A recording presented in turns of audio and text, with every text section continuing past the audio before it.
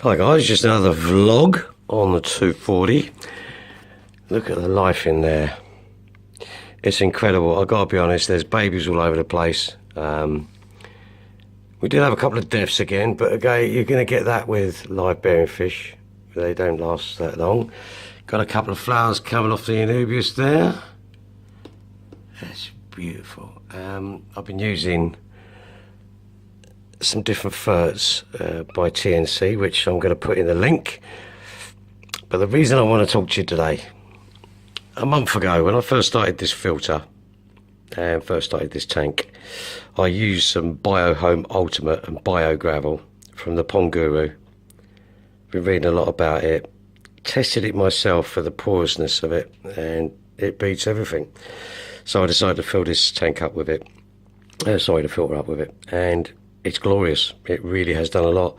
I've actually noticed keeping a log every 2 days on the nitrates, not so much the ammonia.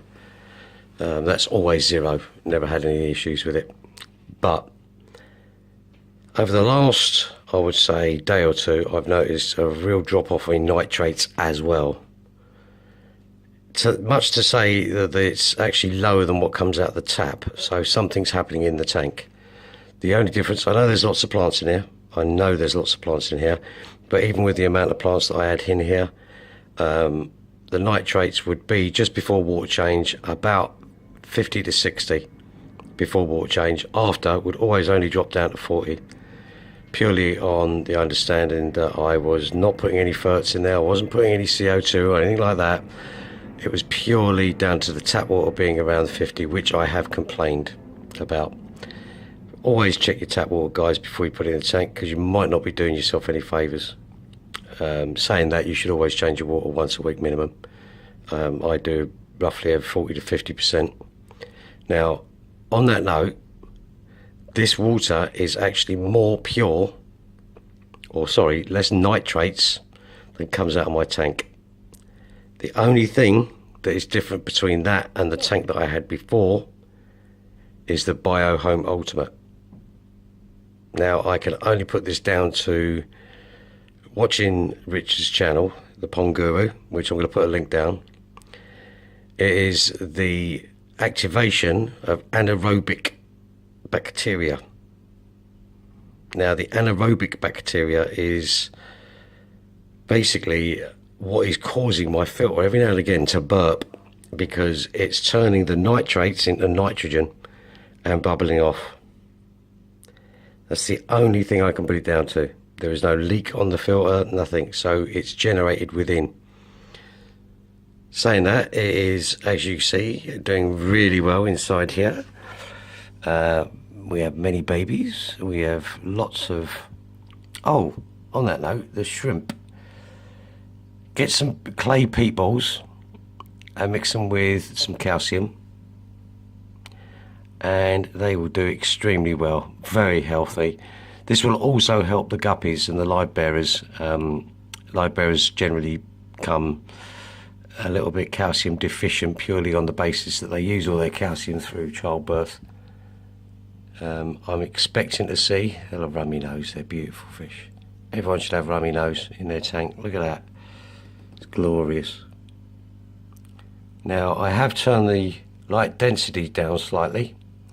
That's nothing to do with algae. Nothing. I've turned it down purely because it was getting so bright. As you'll see from the app that you get with the light or you download, you can actually do various things, which is what I'm doing. I'm actually gradually lowering the light now, where I was doing it quite quickly. The best thing I've ever done to this tank from the LED that you buy, this is the Roma 240 LED, was I upgraded the filter from the 306 to the 406. You'll be able to get those a bit cheaper now, guys, because the 407's out on the market. And I changed the lighting from the standard to the aqua sky. The biggest aqua sky they do fits perfect in the tank. And I just want to know what else you guys would put in this tank. I know it's overstocked at the moment. Don't forget, we have that covered. This is going to be not empty, but there's going to be a lot less fish in here in the next few weeks. Remember, this was a rescue tank that I set up. This is a beautiful, look at that flower, look at that plant, it is great. It sends runners up to the top of the tank there. I don't know if you guys can see that, like a normal lily does. And I have noticed that the Armanos, they seem to bask on it, if that's the right word. I don't know if they're meant to bask, but they do anyway. Anyway, that's the update for this week. I will be doing an update on some other fish. I've actually put some assassin snails in here, which my neighbour had, basically when he shut down his tank. The moss is even growing great. Remember, this has no CO2 in it. Sometimes I put some ferts in there from a company called TNC. Very good stuff.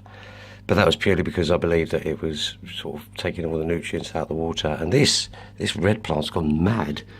Anyway, I'm off. Have a look if you need. Subscribe if you like. Please put some comments down in the thing. They're very welcome, whether they're positive or negative. This is a bit of fun for me. I'm not here to make money. I'm not part of any company or anything. It's just great. Now I've got the other tank going as well.